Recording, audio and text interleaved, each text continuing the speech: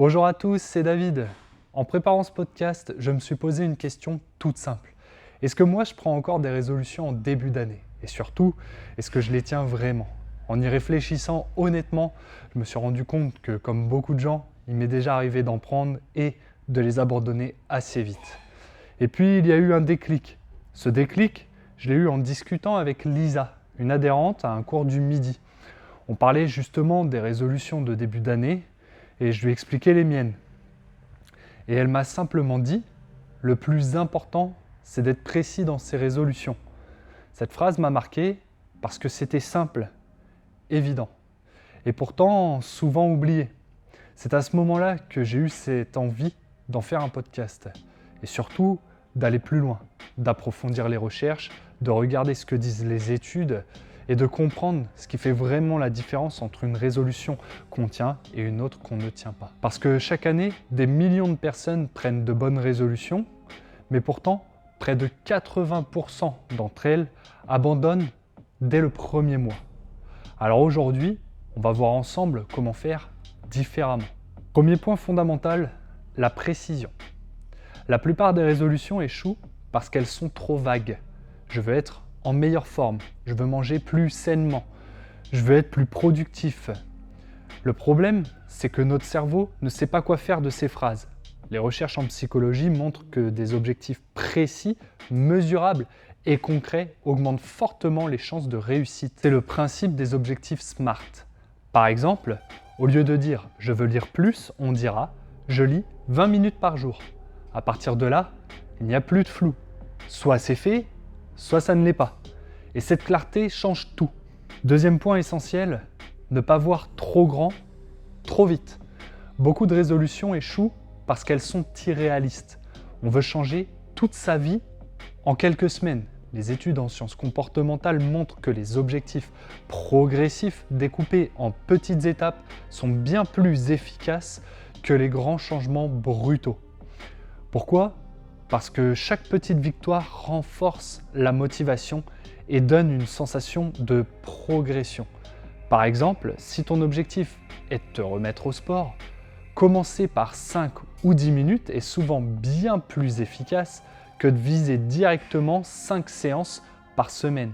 Ce qui compte, ce n'est pas l'intensité au départ, c'est la capacité à durer. Troisième point, pensez en termes d'habitude, pas seulement de résolution. Une étude publiée dans la revue PLOS ONE montre que les objectifs dits d'approche, c'est-à-dire faire quelque chose de positif, fonctionnent mieux que les objectifs d'évitement, comme arrêter ou supprimer un comportement. Par exemple, au lieu de dire « je veux arrêter de manger des sucreries », on dira « je veux manger un fruit après chaque repas ».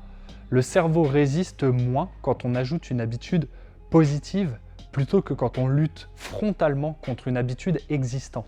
Quatrième point, et probablement l'un des plus importants, s'attendre au fait que ce sera difficile. Changer un comportement n'est jamais linéaire. Les modèles scientifiques du changement montrent qu'il y a presque toujours des phases de rechute et c'est normal. Le problème, ce n'est pas de rater un jour, le vrai problème, c'est de croire que ce jour-là annule tout le reste.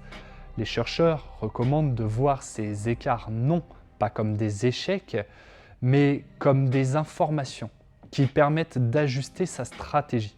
Le cinquième point, la motivation profonde. Les résolutions tiennent beaucoup mieux lorsqu'elles sont alignées avec nos valeurs personnelles. Pas avec ce que l'on devrait faire, mais avec ce qui a vraiment du sens pour nous. Se poser la question, pourquoi est-ce important pour moi?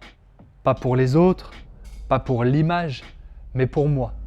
Plus la raison est profonde, plus l'effort devient soutenable sur le long terme.